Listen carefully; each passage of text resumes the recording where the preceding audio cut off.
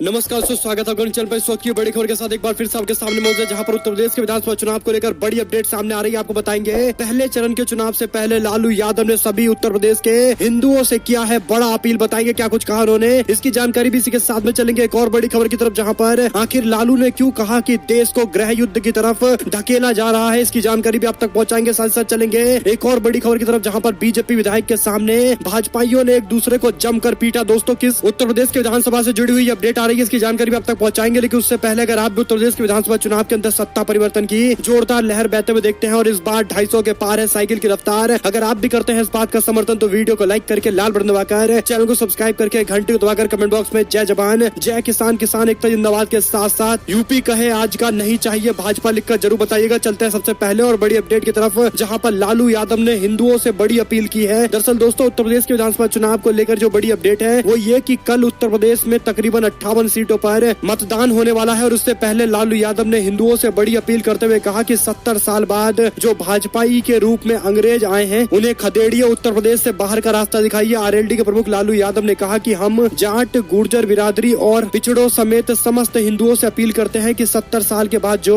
भाजपाइयों के रूप में अंग्रेज आए हैं उन्हें खदेड़िए, भगाइए और हराइए। और इसी के साथ उन्होंने कहा कि आ रहे चुनाव के अंदर जोरदार तरीके से एक तरफा मतदान करिए और राज्य के अंदर बनाइए उसकी सरकार जो महंगाई बेरोजगारी जैसे समस्या से मुक्त कराएगी, ना कि इस तरीके से हिंदू मुसलमान वाले टॉपिक पर लोगों से वोट लेगी। दोस्तों आपको बता दें कि एक और बड़ी जानकारी है, जहां पर कर्नाटक में चल रहे हिजाब विवाद को लेकर भी घमासान मचा हुआ है। ऐसे में लालू यादव की तरफ से भी बयान सामने आया। आपको बता दें कि हिजाब विवाद पर लगातार दूसरे दिन कर्नाटक हाईकोर्ट में सुनवाई जारी रही और इस बीच राष्ट्रीय जनता दल के प्रमुख लालू यादव ने इस मसले को लेकर बयान देते हुए कहा कि देश को गृह युद्ध की तरफ बढ़ाया जा रहा है। हिजाब विवाद बढ़ता देख प्रदेश सरकार ने 3 दिनों तक स्कूल कॉलेज बंद करने के आदेश दिए हैं। बीजेपी पर तीखा वार करते हुए आरजेडी के प्रमुख ने कहा कि यूपी में भाजपा की करारी हार होगी, उसका सफाया होगा और इसके साफ संकेत मिल गए हैं। उन्होंने 70 साल के बाद अंग्रेज भाजपा के रूप में जन्म लिया है, जिसके कारण अब यूपी की जनता खासकर जाट बिरादरी से बीजेपी के खिलाफ वोट करने की उन्होंने अपील की है। उन्होंने कहा कि हम अपील करते हैं कि वोटरों से, खास करके जाट बिरादरी से, कि बीजेपी को हराने के लिए मतदान करें। कुछ दिनों से कर्नाटक के स्कूल के अंदर चल रहे हिजाब वाले विवाद को लेकर भी उन्होंने अपनी राय स्पष्ट करते हुए जोरदार निशाना साधा है। चलते हैं एक और बड़ी जानकारी की तरफ, जहाँ पर दोस्तों बांदा के अंदर बीजेपी के अपने विधायकों के सामने जबरदस्त तरीके से बीजेपी के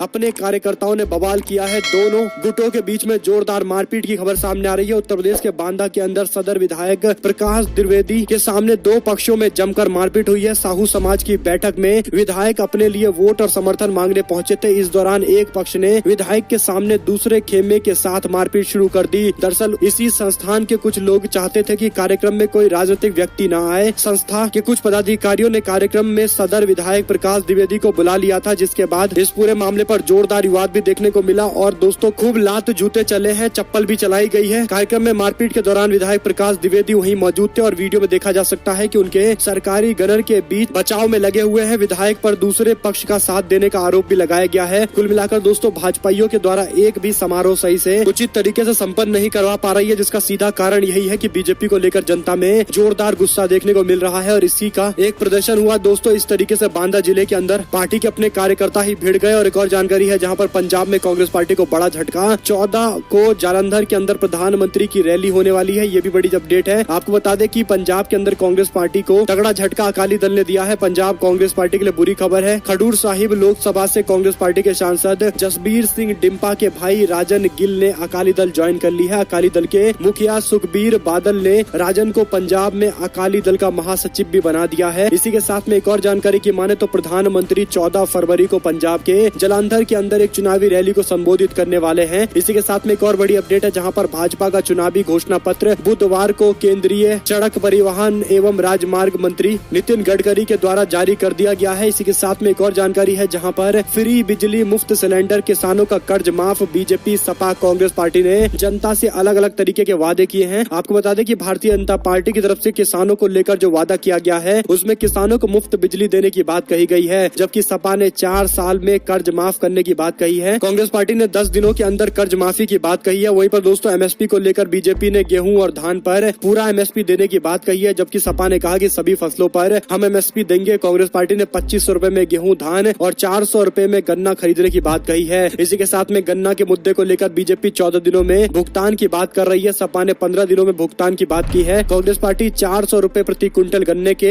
रेट देगी। कांग्रेस पार्टी की तरफ से ये जानकारी दी गई है। वहीं पर बिजली के मुद्दे को लेकर किसानों को फ्री बिजली सिंचाई के लिए बीजेपी देगी, जबकि समाजवादी पार्टी पूरे राज्य भर के अंदर 300 यूनिट फ्री बिजली देने का ऐलान कर चुकी है। वहीं पर रोजगार के मुद्दे को लेकर बीजेपी हर परिवार को एक रोजगार, जबकि समाजवादी पार्टी ने 11 लाख सरकारी नौकरी और कांग्रेस पार्टी ने 20 लाख सरकारी नौकरी देने का वादा किया है। आपको बता दें कि सपा ने मुफ्त में लैपटॉप देने की बात भी कही है। 12वीं पास होने के बाद एक बार फिर से लैपटॉप वितरण कार्यक्रम होने वाला है। बीजेपी देगी मुफ्त में स्मार्टफोन। भारतीय जनता पार्टी की तरफ से ये बड़े दावे किए जा रहे हैं। इसी के साथ में आपको बता दें कि बुजुर्गों और महिलाओं को लेकर एक जो जानकारी है वो ये कि 60 वर्ष से अधिक उम्र की महिलाओं के लिए सार्वजनिक परिवहन में मुफ्त यात्रा का वादा बीजेपी ने किया है। वहीं पर दोस्तों समाजवादी पार्टी ने लड़कियों की शिक्षा को केजी से पीजी तक फ्री करने की बात कही है। एक और बड़ी जानकारी है जहां पर सपा ने सभी बीपीएल परिवारों को हर साल 2 एलपीजी देने का वादा किया है। एक और बड़ी अपडेट की माने तो फिर शुरू हुई बीजेपी और जेडीयू में जंग। कहा पार्टी ऐसे नेताओं पर लगाए लगाम, नहीं तो शिवसेना के साथ जैसे टूटा गठबंधन वैसा ही हो सकता है। बिहार में बीजेपी और जेडीयू के बीच में एक बार फिर से जुबानी जंग देखने को मिल रही है और ये आरंभ भी हो चुका है कि अगर ऐसे ही ड्रामा बीजेपी के नेताओं की तरफ से चलता रहा तो जिस तरीके से महाराष्ट्र में शिवसेना इतने पुराने साथी ने बीजेपी का साथ छोड़ दिया था, वैसे ही जेडीयू फिर से बीजेपी का साथ छोड़ देगी। और इसी बीच एक और जानकारी है जहां पर दोस्तों असम के नगर निकाय के चुनावों के तारीख का ऐलान हो गया। 6 मार्च को होगा मतदान। पहली बार ईवीएम से होगी वोटिंग, ये भी जानकारी है। असम राज्य के निर्वाचन आयोग ने बुधवार को घोषणा की है कि राज्य के 80 नगर निकायों में 6 मार्च को वोटिंग होगा। राज्य निर्वाचन आयुक्त आलोक कुमार ने संवाददाता सम्मेलन में असम राज्य के अंदर निकाय चुनाव के इतिहास में पहली बार इलेक्ट्रॉनिक वोटिंग मशीन के जरिए मतदान करने की बात कही है। नामांकन की अंतिम तारीख 15 फरवरी और आवेदन की तारीख 17 फरवरी रखी गई है। एक और बड़ी जानकारी की माने दोस्तों तो ईडी मेरे खिलाफ बयान देने के लिए बेटी की शादी के वेंडर्स पर लगातार दबाव बना रही है। संजय राउत ने उपराष्ट्रपति को इस पूरे मामले पर लेटर लिखा है। आपको बता दें कि शिवसेना के सांसद संजय राउत ने उपराष्ट्रपति एम वेंकैया नायडू को लिखे एक पत्र में दावा किया है कि उन्हें कुछ लोग महाराष्ट्र में महाविकास अघाड़ी सरकार गिराने के लिए संपर्क साध रहे हैं और सहायता करने की अपील कर रहे हैं। उन्होंने कहा कि मध्यावधि चुनाव कराने के लिए मुझ पर दबाव बनाया जा रहा है। यहाँ तक कि ईडी मेरी बेटी की शादी के डेकोरेटर्स और अन्य वेंडर्स को बुलाकर बयान देने के लिए धमका भी रहा है। मैंने उन्हें कैश में 50 लाख रुपए दिए हैं। राउत ने पत्र में आगे लिखा कि अपनी पुरानी सहयोगी भारतीय जनता पार्टी के साथ गठबंधन तोड़ने के बाद जब से शिवसेना ने महाराष्ट्र में राष्ट्रवादी कांग्रेस पार्टी और कांग्रेस के साथ मिलकर सरकार बनाई है, तब से ईडी लगातार उनके खिलाफ सुनियोजित तरीके से कार्रवाई कर रहा है, लेकिन हम लोग झुकने वाले नहीं हैं। उन्होंने कहा कि सत्ता का दुरुपयोग किया जा रहा है, लेकिन हम लोगों ने तय कर रखा है कि 2024 के अंदर भी इनको सत्ता से उखाड़ कर फेंकेंगे। एक और बड़ी अपडेट की माने तो बसपा ने अयोध्या में अब्बास अली जैदी को दिया टिकट। सिराथू में अपना उम्मीदवार बदल दिया गया है। दोस्तों बसपा की तरफ से बसपा ने ताजा सूची में अयोध्या और सिराथू विधानसभा सीट से उम्मीदवार के नाम बदल दिए हैं। बसपा ने अयोध्या विधानसभा सीट से अब्बास अली जैदी को उम्मीदवार बनाया है। साथ ही पार्टी ने कौशाम्बी जिले की सिराथू विधानसभा से अपना उम्मीदवार बदल दिया। सिराथू विधानसभा से बसपा ने संतोष त्रिपाठी को चुनावी मैदान में उतारा था। बसपा ने संतोष त्रिपाठी का टिकट काट दिया है और उसकी जगह मुनसब उस्मानी को सिराथू सीट से उम्मीदवार बनाया गया है। दोस्तों सिराथू विधानसभा सीट से भारतीय जनता पार्टी ने डेप्यूटी सीएम केशव प्रसाद मौर्य को चुनावी मैदान में उतारा था। डेप्यूटी सीएम केशव प्रसाद मौर्य के सामने बसपा ने अब ब्राह्मण चेहरे संतोष त्रिपाठी की जगह मुस्लिम चेहरे को उतारा है। अगर आप लोग को एक भी खबर अच्छी लगी हो तो इस वीडियो को लाइक करिएगा, लाल बटन दबाइए, चैनल को सब्सक्राइब करिए, घंटे दबाइए। हमारे साथ लगातार बने रहिए। जुड़ने से दोस्तों का बहुत बहुत धन्यवाद। आप लोग देख रहे थे आपका अपना चैनल। जय हिंद, जय भारत, वंदे मातरम।